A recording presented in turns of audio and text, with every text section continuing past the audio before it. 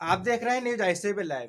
सबसे पहले सबसे तेज, अब एक नए अंदाज में हम आपको कराएंगे आज की बड़ी खबरों से रूबरू। हमारे चैनल से जुड़े रहने के लिए सब्सक्राइब करें। न्यूज आईसीबी लाइव, सबसे पहले सबसे तेज। हरियाणा में शाहबाद विधानसभा क्षेत्र के गांव रतनगढ़ में किसानों के समर्थन में पिछले 10 दिनों से बैठे नरेंद्र सिंह चीमा भूख हड़ताल पर आज राजस्थान से कुछ किसान उनका समर्थन देने के लिए यहां पर आए। कांग्रेस नेता रणजीत सिंह राणा भी उनका समर्थन देने के लिए पहुंचे। रणजीत सिंह ने कहा कि जब तक 3 अध्यादेश वापस नहीं होते तब तक यूं ही धरना चलता रहेगा। Report Ajay Thakur, news ICB live, state head Haryana. Ramkaran कारा जी मेरे मित्र हैं, भाई की तरह हैं, मगर वो एक पर्सनल बात है।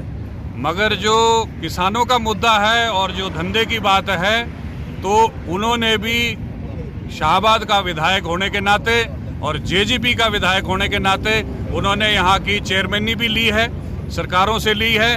तो विधायक शाहबाद ने भी शाहबाद के किसानों का और आवाम के साथ गद्दारी करी है। तो क्या संदेश देंगे, क्या कहेंगे किसानों के?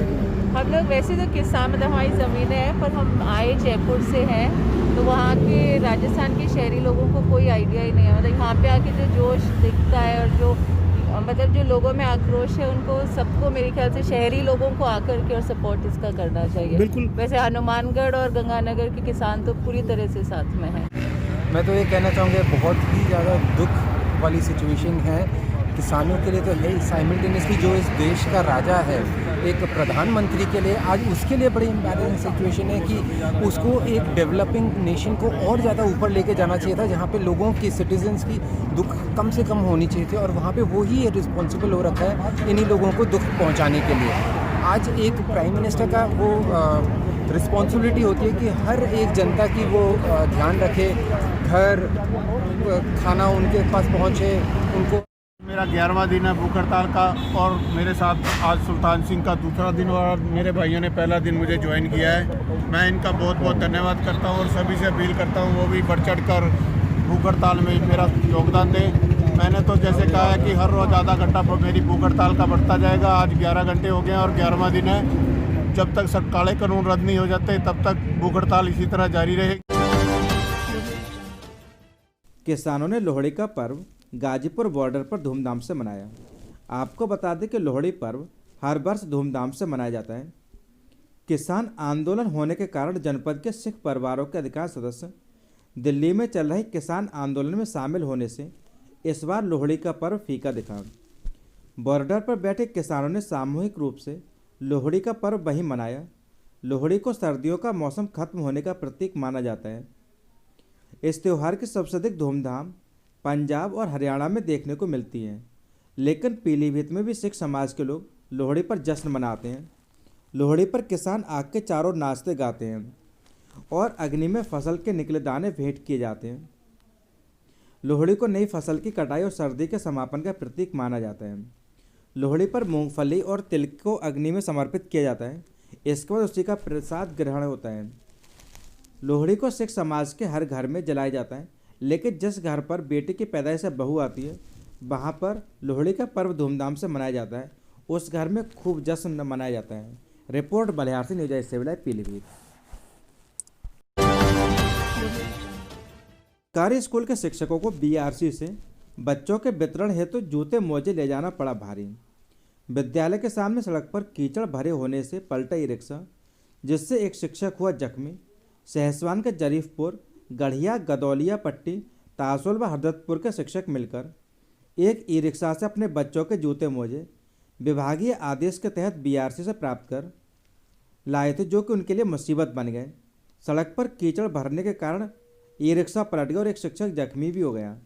बात आती है कि विभाग द्वारा शिक्षकों से इस तरह के कार्य भी कराए जाते हैं, तो विभाग व प्रशासन को इस ओर भी ध्यान देना चाहिए कि विद्यालय तक आवागमन सही हो, सड़क व पहुँच मार्ग सही हो। इस प्रकार के कार्य करने को मजबूर शिक्षकों में इस घटना से रोष व्याप्त है। Report Khushiram, news ICB live, Badaun.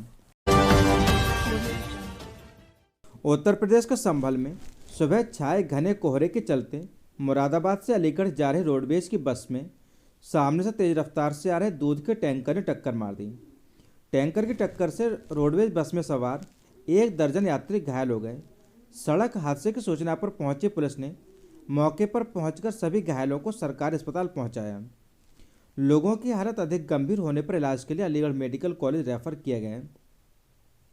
आपको बता दें कि सड़क हादसा गुन्नौर कोतवाल इलाके मुरादाबाद आगरा हाईवे पर नरौरा के समीप का है।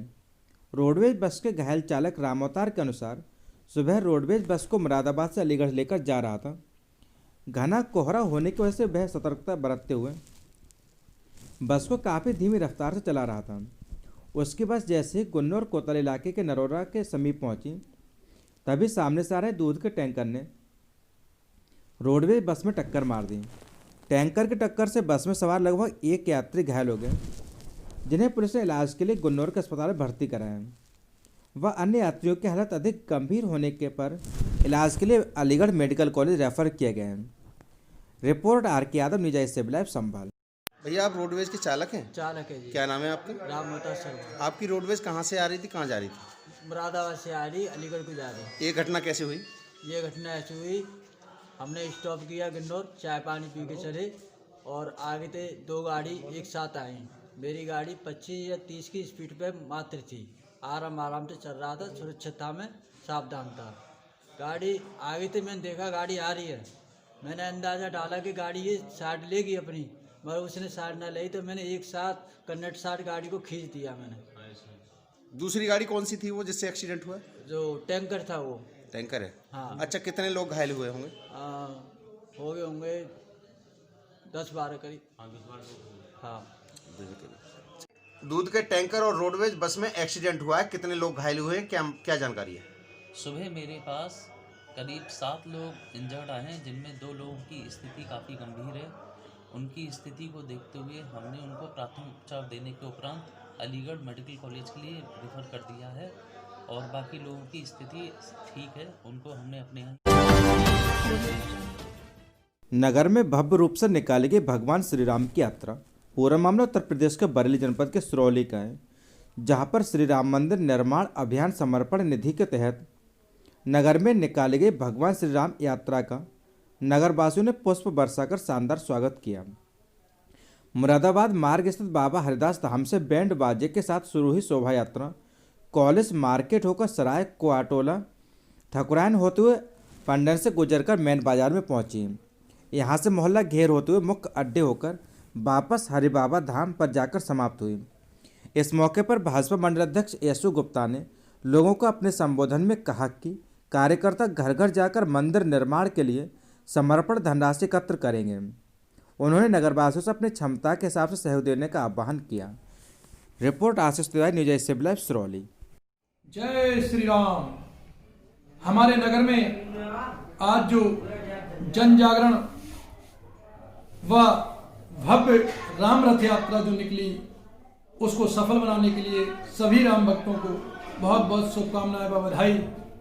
व मुझे आशा है कि 15 जनवरी 2021 को हमारे नगर के प्रत्येक घर पे जाने का कार्य करेंगे। सभी राम भक्त प्रत्येक घर पर जाकर अयोध्या में बन रहे भव्य राम मंदिर निर्माण के लिए धन संग्रह करने का कार्य करेंगे। रामनगर की ग्राम पंचायत नामदारगंज में पहले गुरबा भी मजरे के रूप में शामिल था, जिसे पिछले पंचवर्षीय में अलग ग्राम पंचायत बना दिया। गुरबा से कुछ ही दूरी पर नगर पंचायत सिरौली है।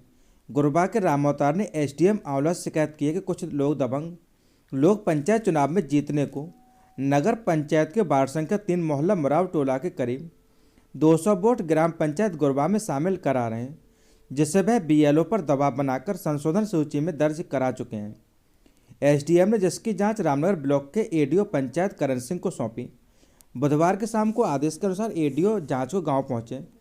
बताया जाता है कि वहां पर अधिकारियों के सामने दोनों पक्ष भिड़ गए। जांच अधिकारी मौके से खिसक गए। ग्रामीणों में मारपीट हो गई, जिसमें गांव के मान सिंह, गंगाशरण और ब्रजलाल घायल हो गए। पुलिस ने देर रात घायलों की तहरीर पर रिपोर्ट दर्ज कर ली है। गुरुवार को सभी घायलों का मेडिकल परीक्षण हुआ। बताया जाता है कि पिछले पंचायत चुनाव में भी इस तरह से वोट बढ़वाने की कोशिश की गई थी। Report Ashish Tiwari, news at live.